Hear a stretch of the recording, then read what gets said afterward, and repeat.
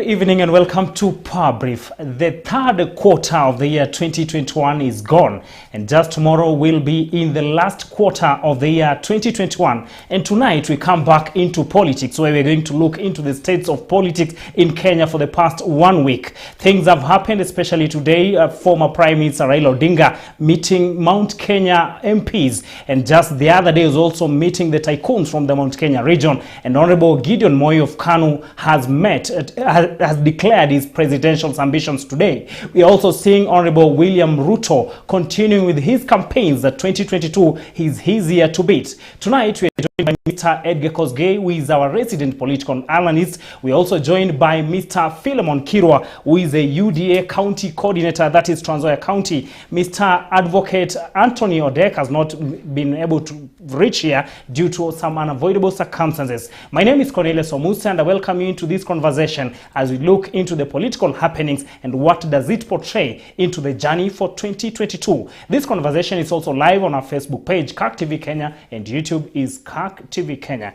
Gentlemen, welcome tonight on the political edition of Power Brief tonight. Thank you. Thank you. Philemon, it is your first time to be here. Yes. Feel at home. Here we actually discuss and try to offer solutions to what problems that Kenya has on policy, politics, governance, economics, and all those affairs. But before we go into politics, we had some development in the National Assembly, and members of parliament have passed the new NHIF bill, which actually requires that anybody above the age of 18 will have to part with 6,000 shillings per year. Actually, it's compulsory for you to subscribe into the NHIF scheme.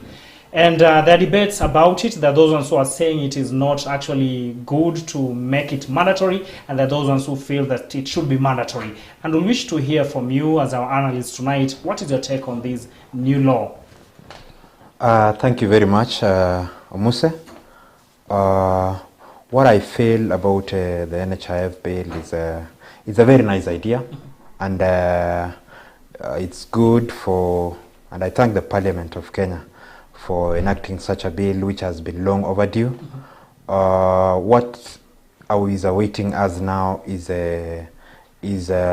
for the government and the NHIF to make sure that they enlighten the public, they give public enough information on what the benefits they are going to get, and to build the trust between the contributors and the ones managing the scheme, so that the people can get value out of this UHC idea. Like any other insurance in Kenya, insurance penetration in Kenya is below 2%, and it's for a main reason of trust. If NHIF will build trust between the contributors and and themselves as the manager of the scheme, I feel this country will go forward. Another issue is about the money being contributed. The money being contributed is a lot of money. As we are seeing, this country, we have the age of 18 to 35, as per the 2009 KNBS report on the census. We have 15 million Kenyans above the age of 18. Assuming the 15 million Kenyans contribute to this scheme, we will have 6,000 shillings per year times 15 million, which is 90 billion.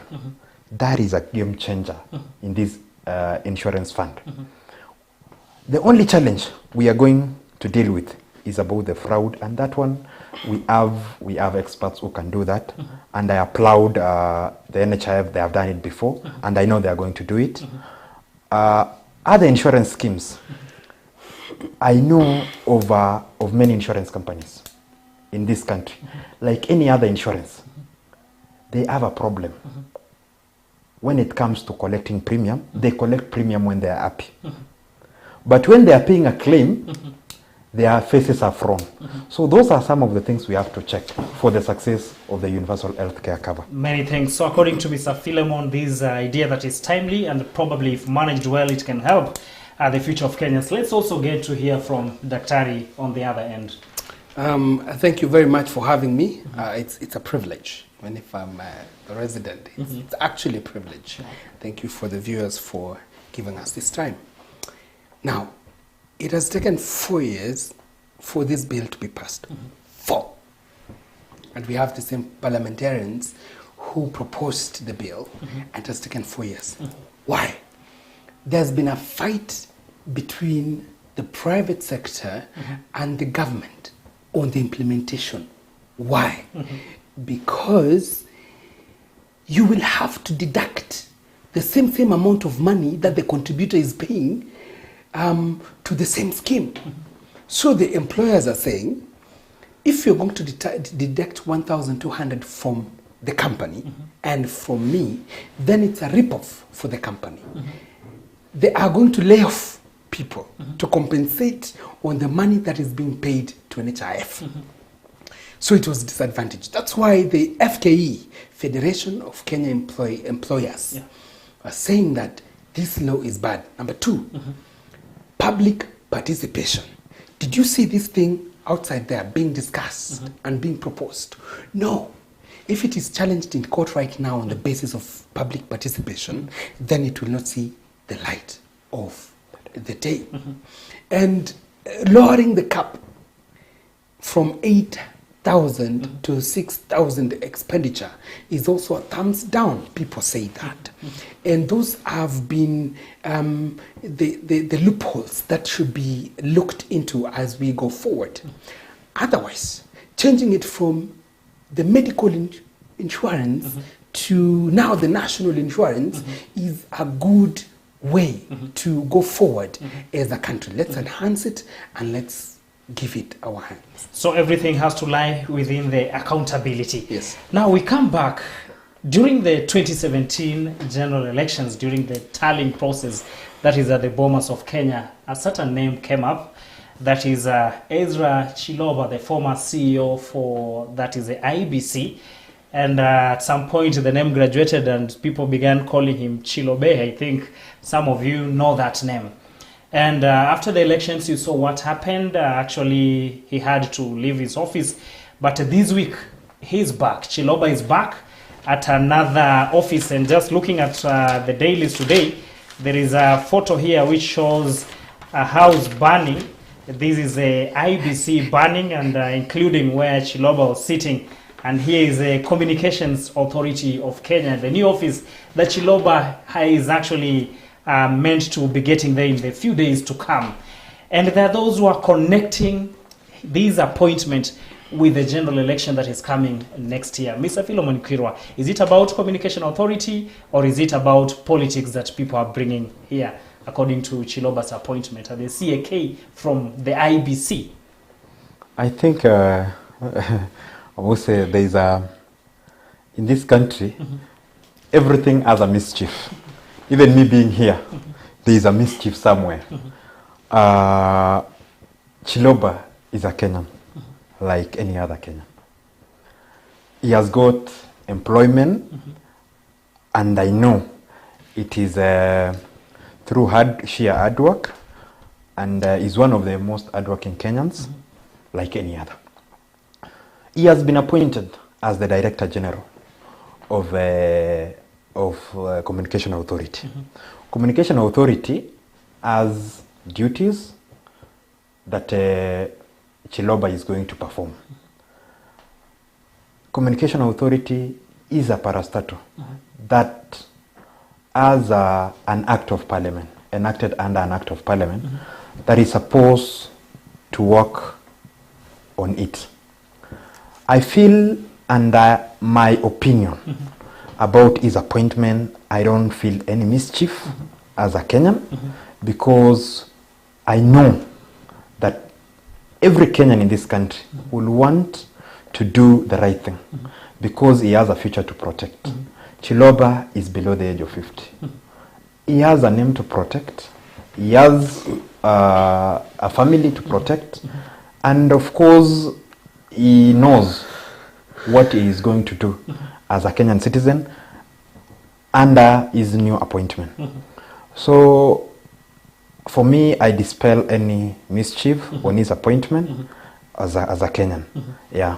Thank you, Mr. Philemon. Now, Mr. Kosgei, just looking at these daily newspaper that I've held in my hand, there is that a house burning, and Chiloba is running from that house. He's actually running away from it, headed to another house. I think what these cartoonists wanted to achieve is showing people what happened in the IEBC house, and currently that this person has actually been given another role, that is in another government parastatal. Is it connected to what people are thinking about, that the timing and also what this department holds as far as elections are concerned in Kenya? Is it politics, or is it something that can be debated at another level?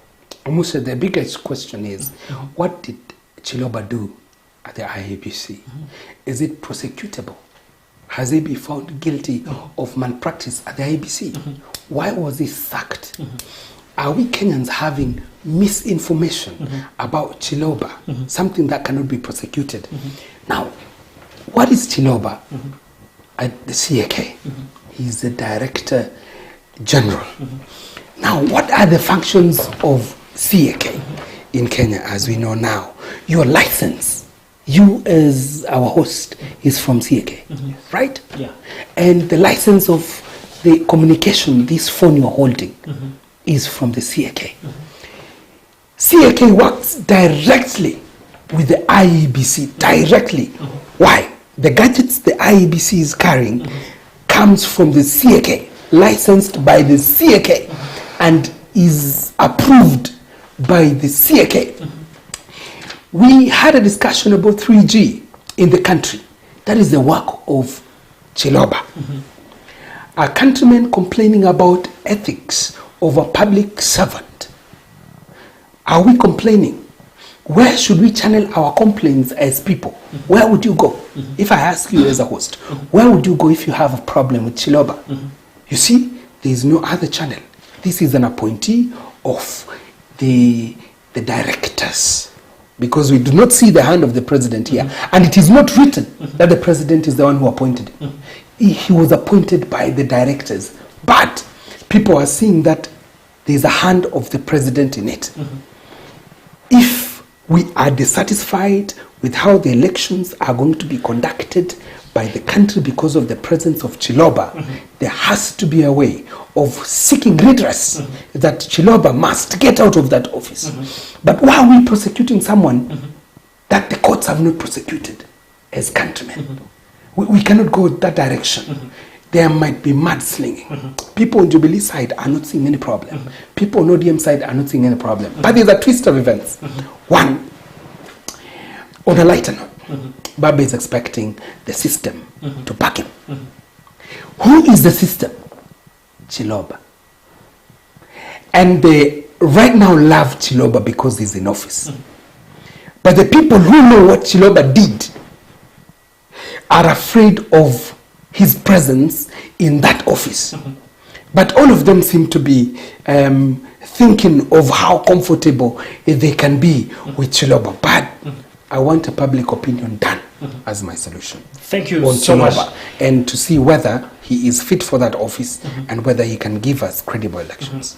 Here there are courts, two courts. That is a courts of law and courts of public opinion. And you realize that here in media, what we strive to do sometimes is probably to look into what the courts of public opinion has, and probably sometimes to look into what courts of law has, although we don't have a deeper say on that. And that's why you are asking Mr. Kirwa regarding to what you are seeing in the dailies regarding with the complaints and some of the issues that are coming up regarding ethics, the office that you've held and where you are, and how can it be harmonized moving forward, so that we do not have this suspicion that the coming of this person is already set a precedent for this election.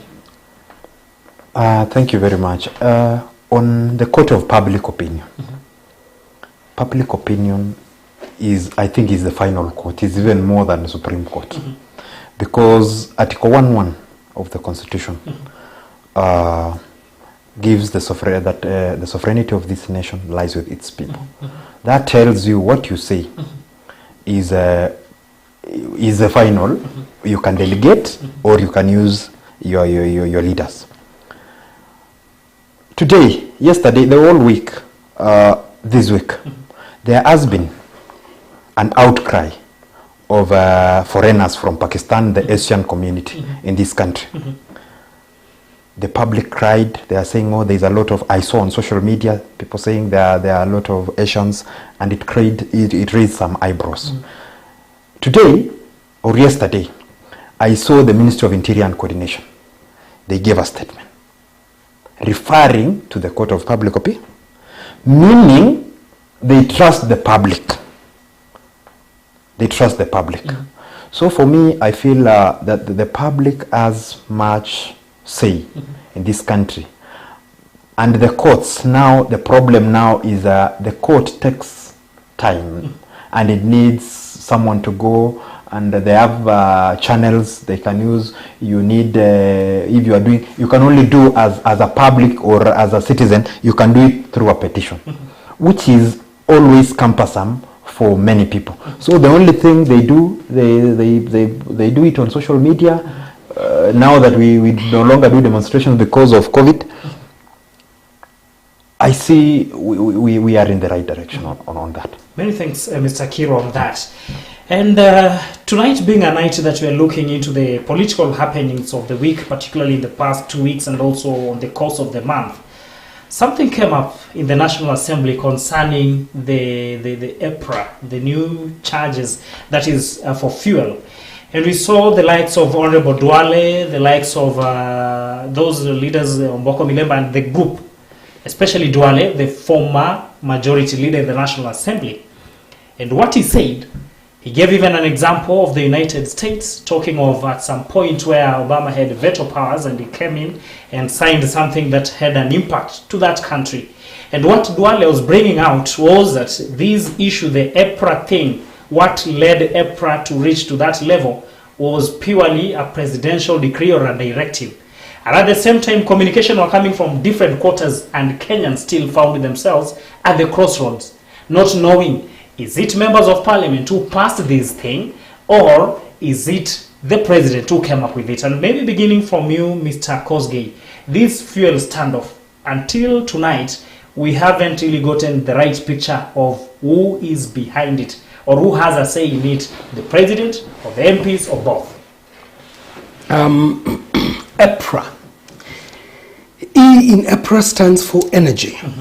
Energy is everything energy, from solar to electricity to fuel. Now, EPRA is an authority that has been given a mandate to advise the government on what to do with the prices, on what to do with the regulations concerning the energy sector. EPRA sits as a board. Their decisions are done as a board. That's why when you call someone from EPRA to come and sit with you, they don't have immediate solution. And when they have made a decision, it takes long for that decision to be changed.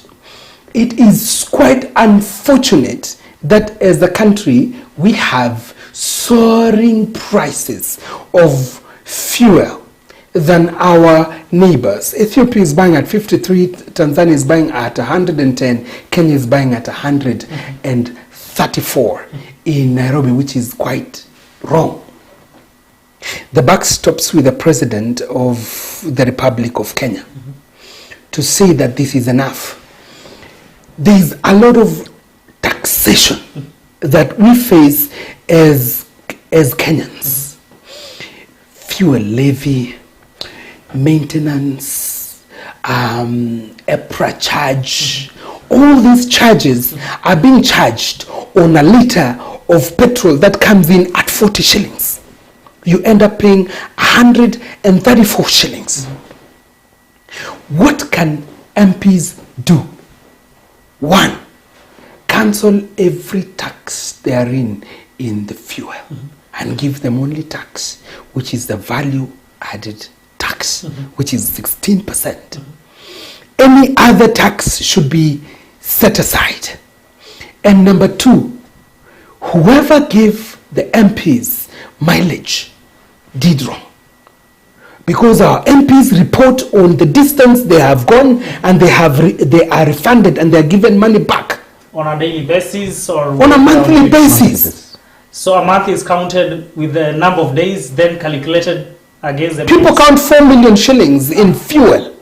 4 million shillings in fuel is going to the moon and back, which is really letting down Kenyans. They don't feel the pinch. Prices of commodities are going to soar because someone is taking advantage on the fuel. The last thing, who is playing who in the Kenyan economy? Who owns the petrol stations? Biggest question. Let us get it right. If our leaders are owning petrol stations, then they are the ones who are bringing down this economy. As a journalist, I will not expose it in this media, but you go and do your investigations, and the viewers do your investigations. And let us get the right chance of addressing fuel once and for all. Kenyans are being ripped off. Thank you so much, Mr. Edgar Kosgei, for that submission. Mr. Kirwa, still on this, the ball has been thrown several times. You realize MPs are blaming the executive arm of the government. The executive arm of the government, okay, most of the times they will not give their position. But you realize that something was discussed in Parliament, at some point even passed in Parliament, but when the heat comes, you meet MPs on social media, on Facebook, on all these social media sites, also complaining with the citizens. And people are wondering now, between these arms of the government, who is not telling who the truth? Regarding crucial matters of the state. The buck stops at Parliament. What are the responsibilities of Parliament? Why did I elect my MP? I elected him for representation, oversight, and legislation. That Parliament is where everything is controlled. And Muse, I want to tell you one thing. We have a very serious problem in this country called conflict of interest. The members of Parliament, majority of them, and I want to agree with Edgar. Without mentioning names? I will not mention any name. I want to agree with him that majority of members of Parliament are doing business with government. Others are doing businesses with parastatals. Others are doing with state departments.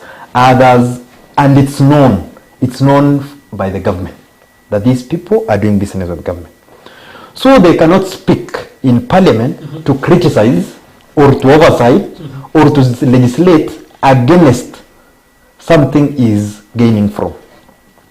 Our biggest problem, as Edgar said, is conflict of interest and corruption that is being done by many members of National Assembly. Because if, for example, I have a member of Parliament is having a contract with a state department, then he talks against the government, he will be denied or he will be ripped off what he has been gaining. So there is nobody we can blame. I saw my member of Parliament complaining on social media. Complaining on social media. It's really disheartening. And the member of Parliament, your member of Parliament, resembles you, the voter. So the problem starts with the voters. Why are these people doing business with the government? That's what we have to ask ourselves. Why are politicians, why are leaders doing business with government? Reason is one. The general public want money when these people go for elections. Even now, the public will ask for money. You cannot run for a political seat when you don't have money. Even in these political parties, majority of these political parties are going for the highest bidders. You take money to the party leader, they give you the ticket. Where will you get money? Where do you get money? I saw somebody saying a ticket for member of Parliament will go for 35 million. Omuse, I don't even have 1 million to go run for MP sitting to the Kiro, we go for a quick commercial break. As we return, we shall continue digging deeper into some of the things that have happened on the course of this month. Tonight is an easy night though a political one. We are looking into some of the things that actually took the headlines of the month of September in the political arena. And we have Mr. Edgar Kosgei, our resident analyst, who is flanked by Mr. Philemon Kirwa, who is also a political aspirant for an MP seat in one of the counties in Western Kenya. Advocate Anthony Odek did not make it to be here tonight, but the conversation is keeping on flowing. Keep it here on CAK TV.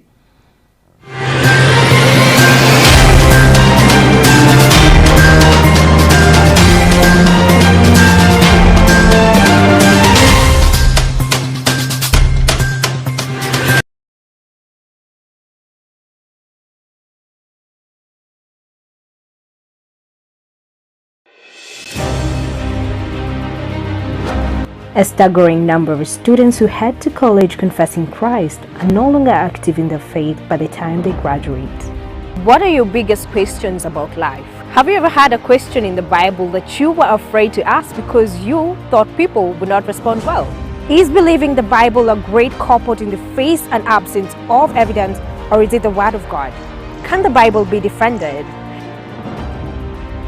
How to find out the answers to these questions, join us for the Y Summit 2021, designed to help young people understand the Bible as God's Word and be able to articulate why Jesus stands tall above all other gods.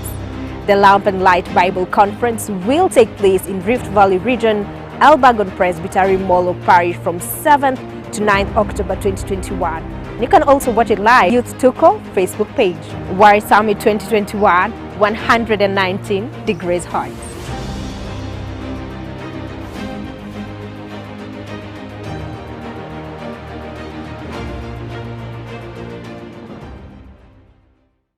Our world needs humble, confident, bold, and integrity-infused leaders.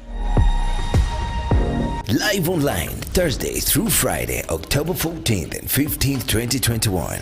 Join thousands of curious, growth-minded, change-driven men and women like you for the premier leadership event of 2021, the Global Leadership Summit. Some of the world-class faculty includes Craig Goshel, Senior Pastor of Life Church, Jami Lema, Richard Montanes, who started off as a janitor and rose to be a top executive. Local faculty include Justice Daniel Musinga, who'll talk about the quest for justice, fairness, and equality. Bishop David Oginde, CEO and founder, the Carter Lead Associate. Daniel Kamau, CEO, Fusion Capital. Archbishop Eliud Wabuhala, Chairperson, Ethics and Anti-Corruption Committee. Among other speakers, guest musician will be Florence Morethi. To register, call 722-490325 or visit www.kenyaleadership.org. Everyone wins when a leader gets better.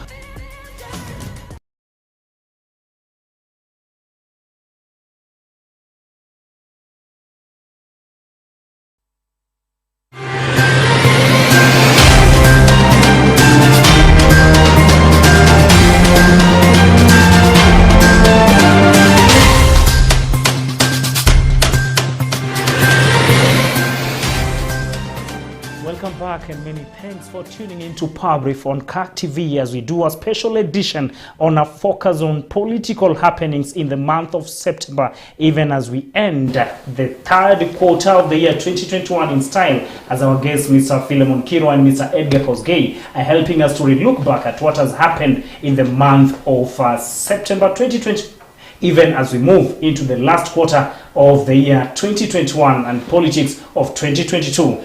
Gentlemen, before we went for a quick commercial break, we were looking into something to do with the tickets. Kiro had actually disclosed that some places you have to part with the 35 million to be given the ticket. And before maybe we do away with that part.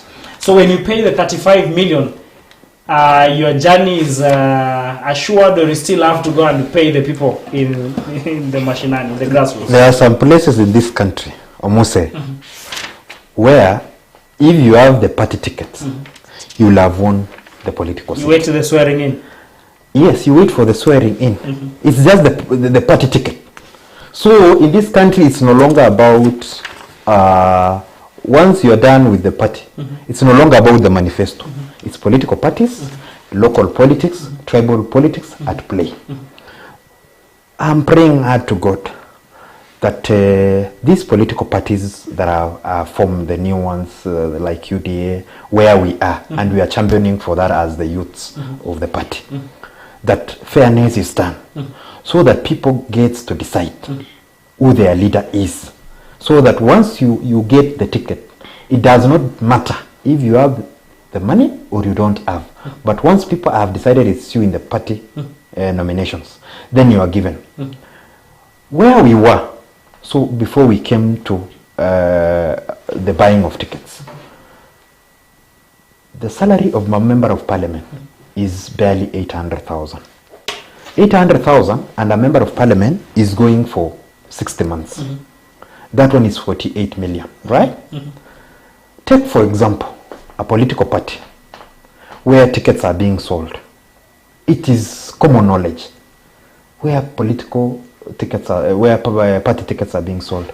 You sell a party ticket at 5 million, 6 million, 7 million, 10 million, or even the 35 million or 30 million. Then you are going for a salary of 48 million shillings. It doesn't make logic. For that leader to go sustain his life, he will have to steal, and he will have to do business with government. And that's what is bringing these things down. For my case, the performance of the current government, the current parliament, and the other governments, the other parliaments, I'm telling you, this parliament of Kenya, the National Assembly, has really failed Kenyans.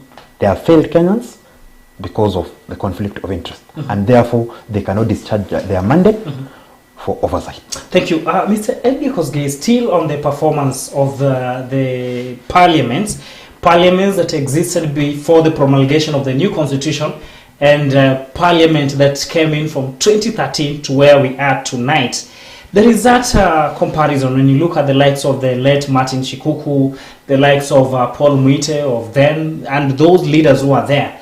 It is said that some of them were being elected in parliament even when they didn't have houses in their backyards. But because they felt, this is our son, this is our daughter, who has credential, let's send this person to parliament. But at this moment, what Kirwa is bringing out, or what is happening back at the grassroots, is that the society is also too keen to look into what you have, which businesses do you run, how much do they suspect you can be having in your bank accounts before electing you as a leader. So as Kirwa is pointing fingers to the members of parliament, don't you think that the citizens, the voters also, should really also have a larger share of the blame to carry home?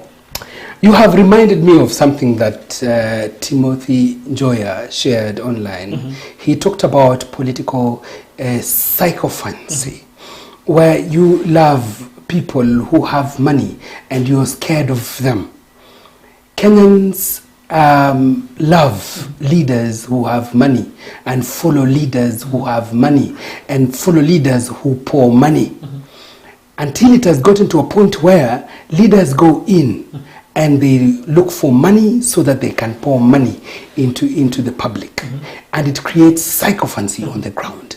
You should ask yourself, where do our leaders get money? My leader is President Kenyatta, Deputy President William Ruto, Raila Odinga. Where do they get this money to pour? You see, and before we do that as Kenyans, we should go into leadership without thinking about money, without thinking about money first. People used to go into leadership because of values. Right now you go into leadership because you want to do business with government, which is also conflict of interest. I urge Kenyans to practice the politics, the pure politics. Though I do not think it is going to be possible. The pure politics of going for the leaders who have integrity other than money. And that is how we are going to cure our country. Otherwise, we'll get a parliament that is silent on the issues of corruption because they are the ones who are corrupt. And my brother is sharing about the kind of salary someone is going to get vis-a-vis what you have spent. I can tell you for a fact, let me just finish, that people go into leadership not because of money, but because of power and whatever comes around it. That is what propels people. So into is power. money power, or power is money? Or power is power? First, propel yourself using money to power. And then when you have power, you can influence. So forget about, 40 million, They look into what comes with the swearing in. I swear. What comes with it? The trappings of power. How much do you control in your docket? How much can you influence in your docket? That if the 1973 protocol of Kenyatta Senior was not implemented, that any public servant can do work, can do business with the government. If we didn't have that, then we can have our MPs bringing sanity into the government. Otherwise, no. Thank you, Mr. Edgar. Still, I come back to you, Kirwa, what you spoke about. You mentioned a figure probably from 6 million, and it went as high as 35 million being given to the party leader, or to the party higher echelons of the party. That one is understood. When you take 35 million, you can separate it. I can do some small mathematics to understand what can the party leader get, what they can executive director get, and the other organizers, maybe the one who carried that money. That one is okay. But I'm trying to look at a constituency, like for instance where I come from. My constituency has got close to 180,000 people. Let's talk of in total, both voters and non-voters, close to 250,000. And let's narrow down to voters, close to 70,000 voters. These are eligible voters. So how much is this? And at what intervals do these people are likely to receive from aspirants? How much do these aspirants dish to, let's talk of these 70,000, or averagely, let's talk of 100,000 people. How much do they receive per person? To begin from there, let's actually have some little discussion concerning it, Kosgei, so that we understand that as the party leaders or the party leadership is taking their share, what is this amount that the voters are taking? And if so, for how long does it sustain them so that they go to an extent of selling the birthright, as you're saying? Thank you, Mose. For a matter of fact, I have run for an election in a political party. And I don't want to narrate a story. I don't want to narrate the story of what I passed through at the age of 25. And one day I'll write a book about it, and people will read about it. The cost of running for an election, for a member of parliament, for a presidential election, for a MCA, is stipulated by IEBC. They have given how much you can, the limits. But the MPs the other day, remember, did away. They wanted to remove the C. Thrown out. Yeah, they want to throw it. Thrown out. Yeah, they want to throw it out. But it's the money, they are saying the limits are very crucial limits. Let me tell you, a youth in this country, I'm 30 years old. My age mates, honestly, I want to tell you for a matter of fact, where I come from in my constituency. If today I go to Cherangani with a Prado worth 5 million shillings, it will raise eyebrows in the public court in my village, among the elders. But in the youth, it is fine. They don't have a problem with it. But the older people, ages 50 and above, will ask themselves, this boy, we did for him an Arambe.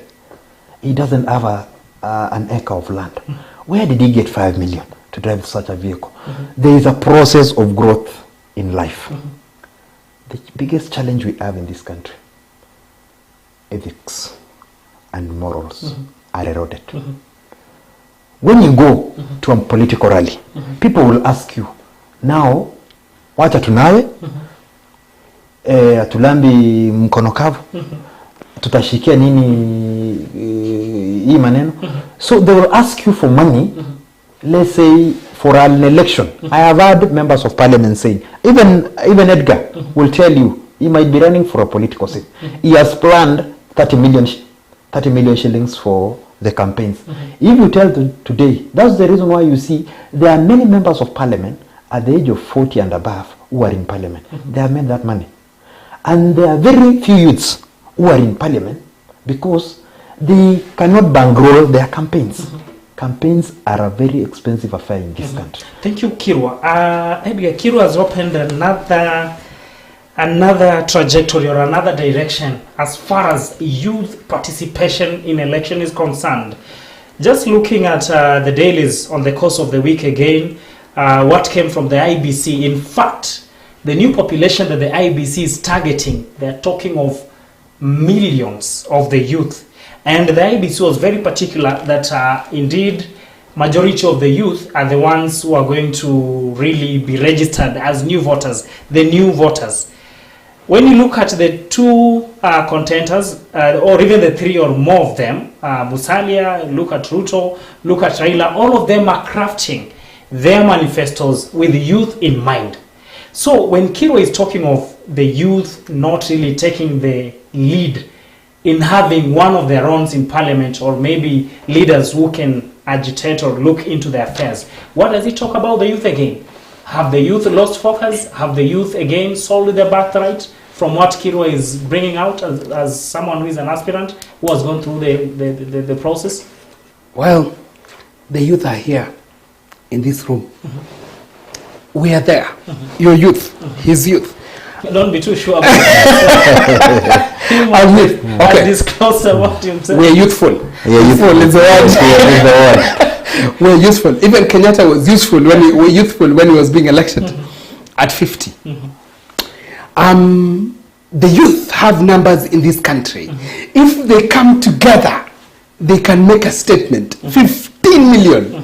If they register and they have a party called youth. The problem is that there are ODM youth, UDA youth, Jubilee youth. Youths have been split and they don't have a voice. The youth should run for office, but it is expensive to run for office. You should ask me. Should have close to 15 million shillings to run a campaign in Nairobi. So there are people even sponsoring the youth to run for office. But if you can't run for office, what's your role? Your role is to vote. If you vote with your head and you know whom you're voting in, then the youth would have played a role. Another role of the youth is to call out rogue leaders who are in parliament and to come together to remove rogue leaders. To call out a government of the day that is ripping the youth. Right now we have an employment of 16 million people who are outside. 16 million people who can come together, electable leaders. Leaders who can give jobs to the youth. We have a lot of promises, I must say. A lot of promises from these political parties right now. As you said, people are crafting ways of capturing the minds of the youth. And we are going to bite, by the way. 200 shillings is going to be enough for someone to vote for me in my constituency. But what can be enough anyway? You ask yourself. Can 1,000 be enough? I'll give you 1,000. Okay, 2,000, 10,000. 10,000 cannot even pay rent in Nairobi. Cannot. What can be enough? It is a leader who changes policies of the country, not the handouts. Our elections are expensive because we make them expensive. Why don't we run on issues? But there is this law of satisfaction, which places the need for food at the lowest level. If you provide food, then someone will forget about tomorrow for a while. So people run for it. Temporarily. But if you tell people, I'll give you security of job, that is in the fourth cadre, up there. Security for what? We need food. That's why our leaders and our friends win when you give out food fast, unga of 60 bob and boga 50 bob, tumeshiba leo, and they'll forget about tomorrow and they'll think about you tomorrow to come back like that. But teaching people how to go and fish is right now, let's not teach people how to do that. That people will run away from you. People now are thinking of how are my children going to eat, so you give them money. And elections are expensive almost.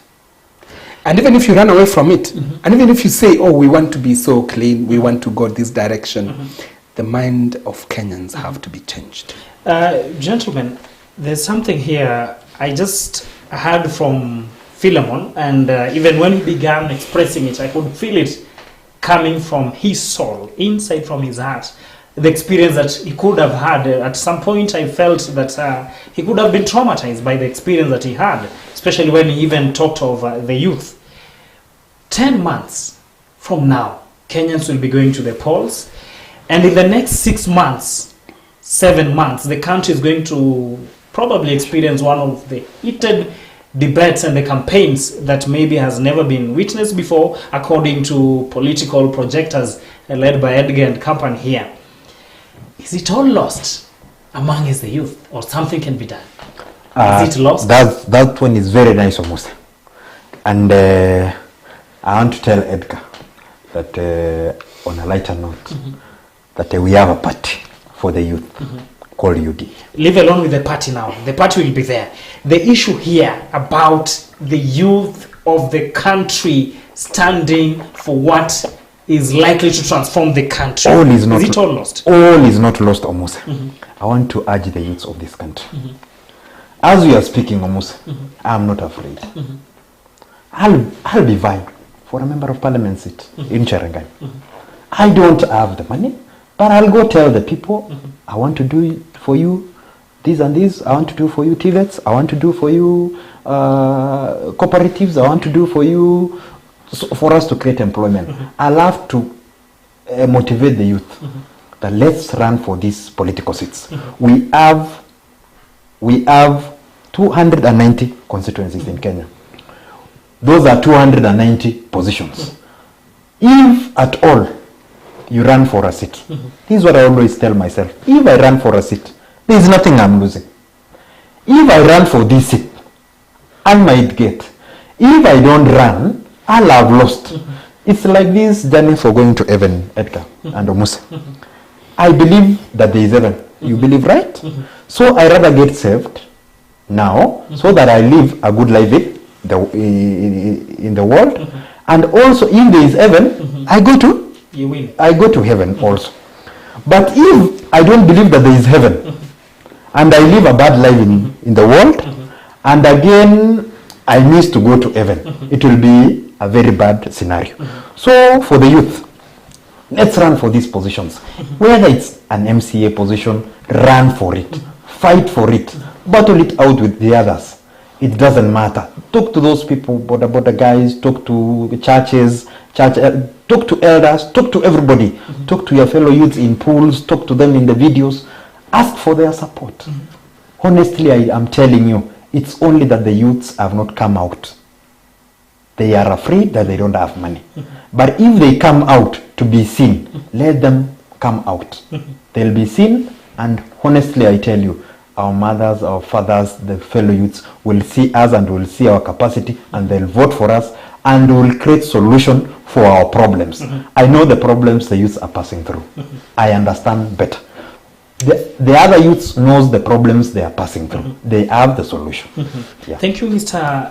Kirwa. Still moving to 2022 succession politics. Initially, let's go back to briefly to 2013. We had two alliances. One was a Jubilee win, talking of the gains Kenya has made for 50 years. In fact, Jubilee is a French word talking of 50. Jubilee. Celebration. And then we had Coalition for Reforms and Democracy, that is called. They were talking of the country needs a fresh breath when it comes to reforms, and especially democracy, where people focuses on leadership that actually anchors itself on law and democracy and all those protocols. Let's go to 2007, where we had the Pentagon team and the Kibaki team. One was blaming another team for having run down the economy, and another one was talking of let kazi endelee. That was a PNU slogan. Let's go back to 2002. The thing here again was to actually do away with the KANU regime and have a new regime, that is which Kibaki actually came to power. Here we are looking into 2022, and when you look at the discussions, it's taking another turn, and most of the projectors or the political analysts are saying that probably this is going to be an election with only one agenda, and the agenda is about economy or the economic models. Who is going to rescue the youth? Who is going to rescue the women? Who is going to rescue the learned people and everybody in the country? Are we going to be there, or is just a cover-up? Beginning from you, Edgar. Are we going to experience an issue-based election, and which is based on economy, or is just a cover-up? People are covering it with wheelbarrows, others are covering it with I don't know what, others are covering it with Uchumi Bora, or it is indeed true, or near the truth? Well, I thank the political players first for the trajectory that they have taken now about issue-based and about economy. But the question is, before we went to economy, where were we? We were in BBI. And BBI was to determine the future of some political people. Now, people have been forced to talk about economy. To say the truth, without drumming support for anyone, the start of the economic discussion is William Ruto. Now the economic discussion has changed, and everyone is talking about economy now. And alliances that are coming up now are alliances that should be based on an economic model, because our country is rotten, not alliances to beat someone.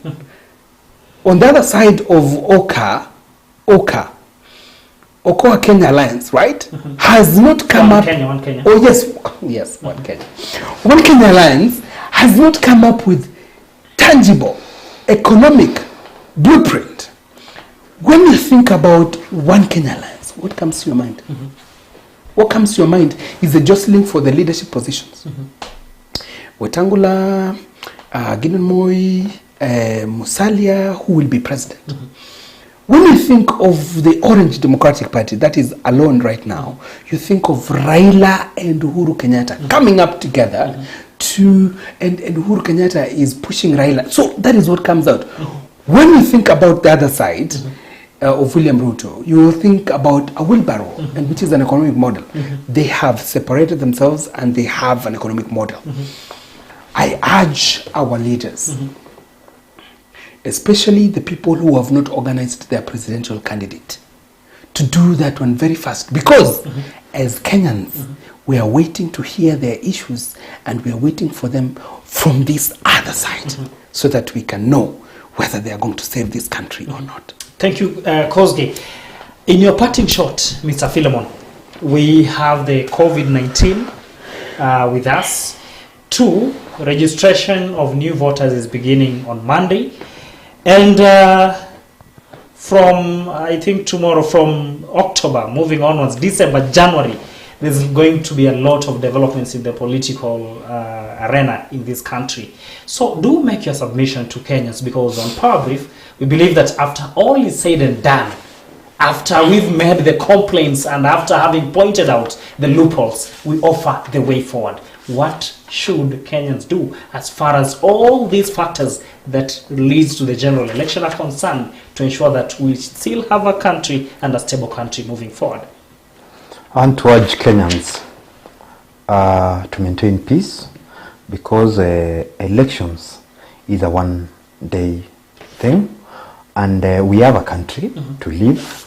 If you lose an election, kindly accept the outcome, because you will live to fight another day. It's not the end of life, so long as you are eating ugali and you are alive, and God has given you good health. Maintain peace. For the registration exercise for IEBC, I urge all the youths of this country to register in numbers as voters, because the change they want is in their vote. the employment, the resolving unemployment issues that they are experiencing right now, they have the power through the vote to decide who becomes their leader and everything that they need. The only power they have is the vote. Thank you very much. That is Mr. Philemon Kirwa and our resident analyst Edgar Kosgei, whom tonight have enabled us to go through the topics that is looking into the state of politics in Kenya, even as we come to the end of the third quarter of the year 2021. We've looked into a number of matters, what should be done and the way forward. And we appreciate your comments and feedback on our social media platforms. From me, Cornelius Omuse, I say many thanks for always keeping it here on CAT TV, because your presence keeps us going. As we come to the end of the month, I wish you a very good night and more of God's blessings coming on your way. Till next Thursday, God willing, have a very good night.